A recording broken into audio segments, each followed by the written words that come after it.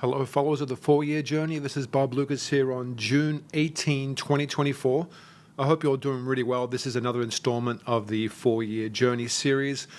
Been a few months again since the last report, and not much has actually changed since that point. We're in this couple of month consolidation period that is really beginning to wane on sentiment in the space. I think there's a lot of fear that's beginning to build up here and concern in general, and I see that across the board in sentiment readings, and I think that's actually pretty exciting in my opinion when somebody looks at a longer time frame cycle like the 4-year cycle, and to see such negative sentiment begin to develop here after basically a tripling in price and a near or almost straight up only kind of environment since the 4-year cycle low back in 2022. To see this type of sentiment that's developed here is really, really exciting. I mean, I'm actually very encouraged by this action, and I'm also more encouraged by the fact that everybody else, or mostly most people, seem to be concerned in general. So I want to talk today about this mid-cycle reaccumulation zone that we're seeing. Basically what that is about is we hit an all-time high, an ETF was released, and there's been a period here of profit-taking of whales from prior cycles who are getting out now at a higher level and cashing in. And we also have a lot of trapped longs from the last cycle that are finally making whole or being made whole by selling at this higher level. But I think this is just a reaccumulation zone, and I believe we're building a solid base from which the next portion, or the second half of the rising portion of this cycle, will be built on. And then again, on the sentiment theme right here, it's always darkest before dawn. And the fact that Bitcoin is only down some 15% off the highs, to see the divergence in sentiment that we're seeing versus where Bitcoin stands today, I think is an opportunity more than anything else. So I want to talk a little bit about kind of the psychology of holding a big position, a profitable position at this point in the cycle, and not to be afraid. And also touch on sort of this left-right translated cycle idea. In the last video, we had come off this amazing run since October of 2023, and it was pointing a lot towards a left translated cycle that was developing. That fortunately doesn't seem to be playing out. We stopped short of going into kind of a blow-off move, and that's good. We should be encouraged by the idea that we are allowing the market is sort of moving sideways and allowing for a reaccumulation, a reset here that is going to lead towards a more sustainable path in the rest of 2024 into 2025, which I believe is forming now more towards a right translated cycle for this 4-year cycle. So let's get into this report. Again, thank you all for being here. Really do appreciate it. If you could share the video, that would be, I'd be thankful for that. And here is the 4-year cycle analysis. All right, taking a wider view here on the 4-year cycle and looking at the prior 3 cycles here, we see that clean pattern that's still pretty much in play. But what's notable here is that we reached that peak, the new all-time high, on month 16 of the cycle. Whereas in prior 4-year cycles, it took a full, essentially 2 years to reach the prior all-time high level and exceed that point. Same for the cycle back in 16, 17, 25 months up to a peak. So currently 16 months to a peak, it got there much sooner. And that's why in the prior videos, I was leaning more towards the possibility of a left translated cycle. But as you can see, working on a 3rd straight month of moving sideways. In prior moves, when it hit that all-time high level, it kind of went straight through. A little bit of a consolidation back in 2017, but still moved from that point forward. So the key takeaway here is that every time Bitcoin has reached an all-time high, it's possibly paused for a little bit, but then it's moved on to make its sort of final run towards a peak in the 4-year cycle.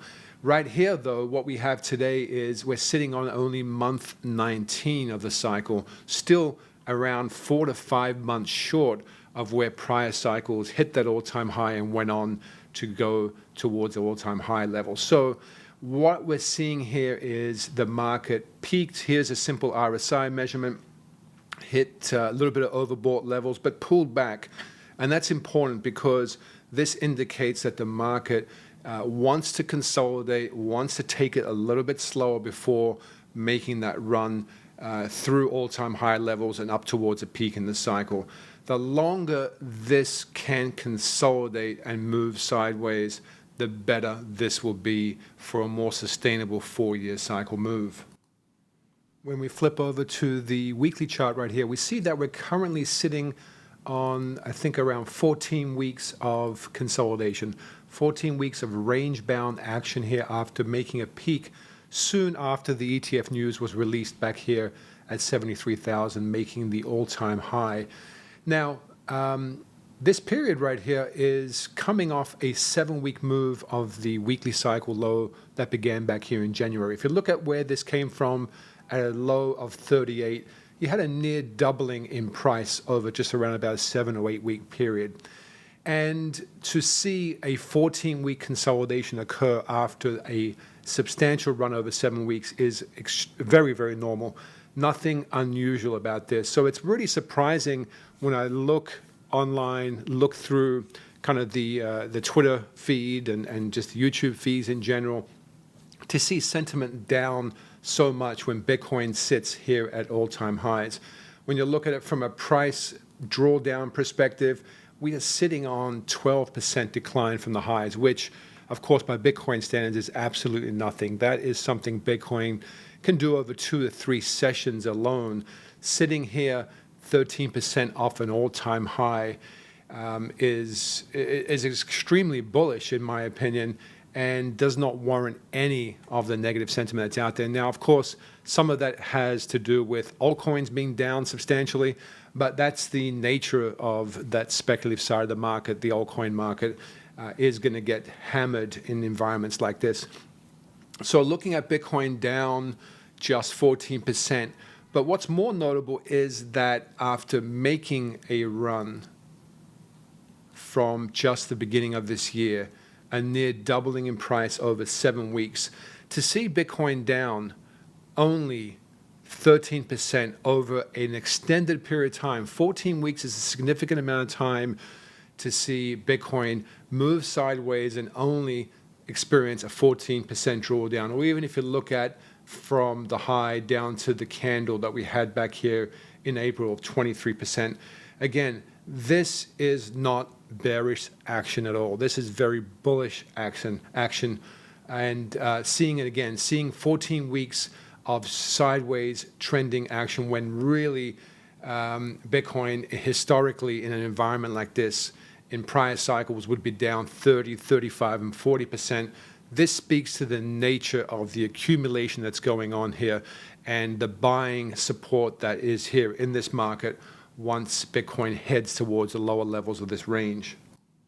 Now, I think a lot of this negative sentiment does stem from the idea that with this ETF coming in and billions of dollars in inflows into the ETF, that price should be above all-time highs and moving higher again. A lot of the maxis out there keep posting daily inflows and sort of shrugging their shoulders, not understanding why the market is not moving higher. And it's quite simple, I think. Again, you have a number of factors here that's weighing in on this market. One is you've got whales from prior cycles, not just the last cycle, but prior cycles that are comfortable and happy at selling in the $70,000, $60,000, $70,000 range. If you're sitting on a very, very low basis and you have a substantial amount of Bitcoin, you're going to start selling some, even though you probably believe that Bitcoin's going to move higher. You also have a fear in the back of your mind that this is a big, major double top here on the monthly time frame. So on the 4-year cycles, looking at this cycle here, there's a fear in somebody's mind that if sitting on Bitcoin, say from 2015, 14, 13, or before, that this is a major top. So there's that fear that you have to sell.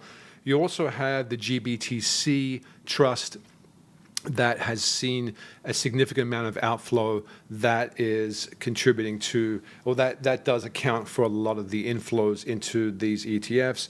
There's also a rotation of on-chain assets. So people who self-custodied all these years are now finally saying, you know what, there's a risk in self-custodying. Maybe there isn't a way to pass on some of that Bitcoin in the event something were to happen to me, that they would prefer to have it sitting in a brokerage account where there's beneficiaries that can be defined easily and things of that nature. So there's a self-custody rotation, in my opinion. There's also the idea that Bitcoin really, a lot of this move from all the way down in September 23, right here at the 25,000 level, there was early indication in circles that the ETF was going to be approved. And much of this move, especially around the October timeframe, when Bitcoin started surging, this is mostly ETF-related news. And that's how we got to a peak here on month 16, as opposed to prior cycles where it took 24 months to get to an all-time high. This all-time high came much sooner because of the ETF news. And you can see this quite clearly in the cycles as well. Back here in the September timeframe, you'll see here a 13-week cycle, where typically cycles on the weekly time frame are around about 20 to 24 weeks in nature. This here is an aborted half cycle on the weekly time frame. This, in a traditional cycle, in a 4-year cycle, would have probably bounced up to this level around 30,000, rolled over into around the December timeframe, around 26 weeks from this June low, and probably made a low around the low 20s, maybe down into the high teens, and then would have resumed its 4-year cycle bull market trend. That would have prolonged this move further and gotten Bitcoin up towards the all-time high levels, not towards the end of this year. The fact that the ETF news came out on the market in whisper channels, for example, and people started buying, the funds and institutions got in here via the futures markets as well and started buying in ahead of the ETF. So by the time the ETF came out, they had already picked up their long exposure and positions here, and the market moved higher. So a lot of what we're seeing right here is simply that the ETF was priced in much sooner, and people got their exposure much earlier, and that's why now you're just seeing a period here of reaccumulation more than anything else. So what I think is going on here is we're building a solid base here as we reaccumulate at the mid-cycle point of this 4-year cycle. Again, on the weekly chart right here, here's the base that's been building. The problem is, when does this base complete? How much time do we need to form a base here before the market can move higher again? I do believe we're going to move higher. I trust that this 4-year cycle will form very similar to prior cycles, or at least have a lot more time exploring their all-time high levels in the future. But the question is that we may need to be a lot more patient than many of you are willing to be right here, especially given where sentiment stands today. There may be more sideways action that is needed here before this base can complete.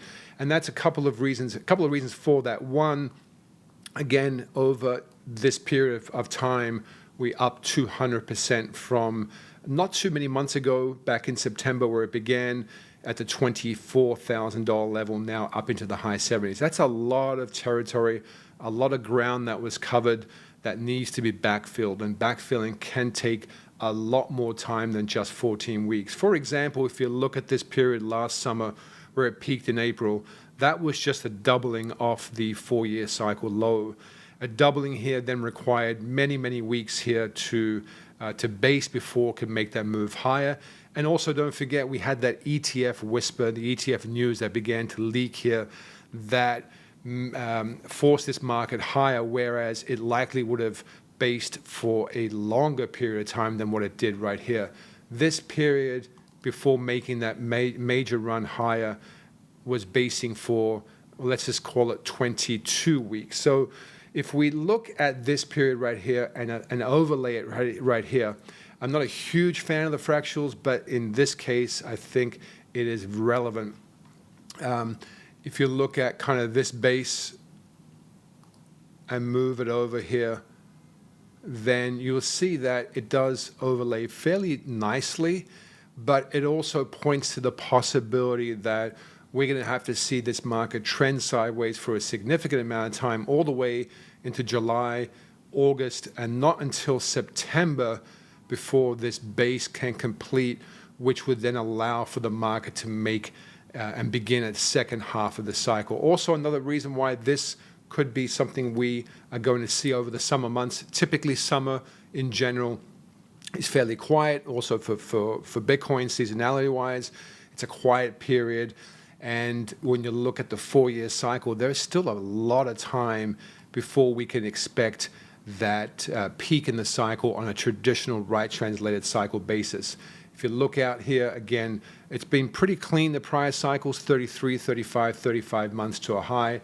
35 months gets you all the way out to October of 2025, which, of course, is a good 16, 17 months from where we are. So there's so much more time left. Look at the separation between 10-month moving average and price. There's still some sort of backfilling that possibly can happen right here.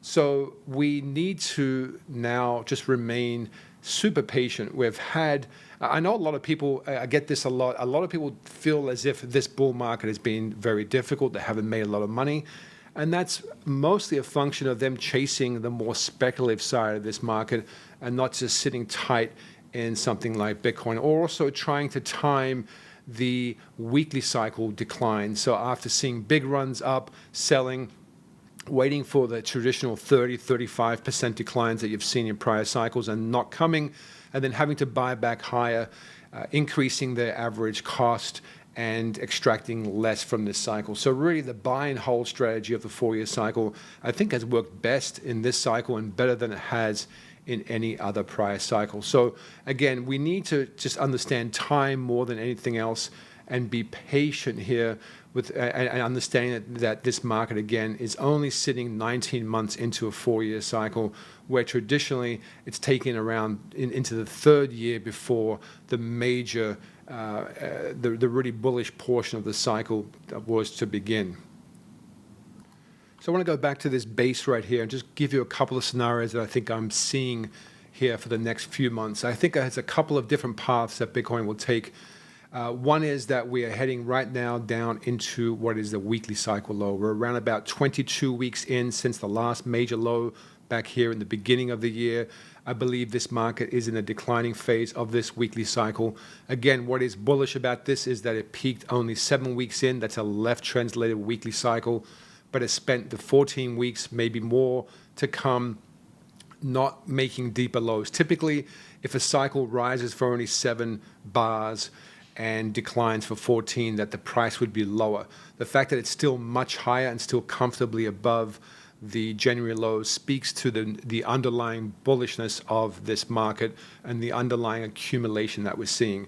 I do believe we'll see a weekly cycle low form, possibly end of this week, maybe next week or the week after, and then bounce from that point. 2 main scenarios that can occur from here. One is we bounce out of a low, probably finding some support around the $60,000 level, bounce from this point, and then we're on again, right? The resumption of the bull market begins and we move higher. The second real scenario here, which I think has a lot of credibility, is the idea that we're going to have to just trend sideways here all the way into September timeframe, still form a weekly cycle low, but the first 60-day cycle of this is essentially another test of those highs, the upper portion of that range, fool everybody again into thinking we're off, pull back one more time, test those lows, form a 60-day cycle low, and then not until around the September or October timeframe does this market then go off and make new all-time highs and then not really look back until the peak in the 4-year cycle. Amongst these 2 scenarios, which are 2 very bullish scenarios, both of these scenarios really talk towards going up to all-time highs either in July or the October timeframe and not really looking back. The third possibility here is that we actually are going to see one of these 30% declines. Again, if you go back and look at the bull markets of past, we've seen plenty, especially back in the 2017 environment, which I think is a better proxy or a better mirror of where we are today. We saw many 30 to 35 or even 40% declines on the way up in a very steep incline. So we could see an environment, I know a lot of people say that's impossible in an environment with ETFs. I don't believe that for a second. So the other and final scenario is that we kind of get this one big flush right now all the way down towards the lower $50,000 range, complete this weekly cycle low over the next few weeks, then bounce up and again maybe slightly find some more resistance at this sort of $73,000 level and then resume that uptrend. All three of these paths really end up being in the same position around about October, November, December of this year, which is piercing all-time high levels and moving higher once more. And that is the importance of the 4-year cycle, because when you look at the investment, or if you look at the position from a 4-year cycle perspective and focus on the possible highs in the cycle, it does eliminate all of this volatility, all of these multiple paths that Bitcoin can take on the way up, and eliminates all the mistakes that one can make trying to time these weekly cycle moves, and allows you to focus on that longer time frame and not get shaken out of position or end up buying at a high, a local high, and then selling at a low on panic. When you widen that lens, take the position very early in the 4-year cycle and just allow yourself to think in terms of months and not weeks. It makes it so much easier to hold a position for the duration of the cycle. And that is how, with just a few buys and a few sells, getting in position early, holding your position, how you can see a really good return with very little effort, very little stress, by being in early and holding for the duration of the cycle. So I know a lot of you are afraid right now. I also know that a lot of the folks that have been following this series from the beginning are probably not afraid. They're probably sitting very comfortably in their position, because I think they've learned over multiple cycles that the best way for the majority of people is to simply buy at the right time and hold, and understand that Bitcoin as an asset class is highly volatile and will have these massive swings, and that if you start to get emotional and caught up in all of these swings, that you're going to start making errors. It's unlikely that over a period of 4 years that you're going to capture those local highs and buy back in at those local lows. You'll do it once or twice and it'll feel good, but over the duration of the cycle, there'll be times that you'll get locked out and you'll be riding your position with a much smaller position that you would have hoped for that cycle. So I welcome this sentiment reset that we're seeing. It did get really frothy in this last move up to the April highs, and now we're just seeing that rotation. So from an on-chain perspective, we're now just recycling coins into holders that have that 4-year cycle view, that believe in the idea that we'll pierce that all-time high level once more and make a run through the 6-figure range. So we're now, these coins are now going into hands that see the bigger picture, and that's the type of holder that we want to see in this phase of the cycle. We also like to see sentiment reset, and that takes away all that speculative sentiment that was there, and that is what a solid base needs. A base of new holders that have reaccumulated at a higher range, and sentiment reset, and that will be the basis for which the next big move in this cycle can come from. So a little more darkness maybe that's still ahead, and again, I welcome that. Any move lower from this point forward, I think, becomes more of a buying opportunity. If anybody has kind of been waiting to get more of a position, I don't think you really want to be waiting too much right here. I know there's this temptation, again, as I've drawn right here, of a possibility of a move down to as low as a 51,000 level, or maybe over the next week or two to 57 to $60,000 range. but that is small change compared to the upside possibility. So if you are underweight in general, I think after this 14-week move around this level, it's a good place to just get your allocation and then tuck it away and then focus again on that 4-year cycle time frame up into 2025 at a much higher level. For me personally, although I would not make an announcement on the model portfolio, but just sort of throwing it out there, I'm looking potentially here to buy more Bitcoin. My first buy since the 4-year cycle low, the last 4 years purchase was around 17,000. I'm actually looking at allocating some more of my personal wealth into Bitcoin if, and only if, we get down to this lower $51,000 level. I think a 30% decline, would be the first one of this cycle. I think a 30% decline right here over the next few weeks or maybe a couple of months at this point in a 4-year cycle, sitting on month 19, by next month, month 20, would represent a significantly, really good, significant buying opportunity to add to positions. Now, I'm not necessarily really eager to do that, but I just think that the risk-reward profile on a decline, 30% decline at this phase of the bull market, just makes it good sense to be adding and risking more in general at this phase of the cycle. So I purposely want to keep this video sort of nice and tight, not too long, because really, a lot of people seem to be complaining in general, but this has been one of the best bull markets so far, in my opinion.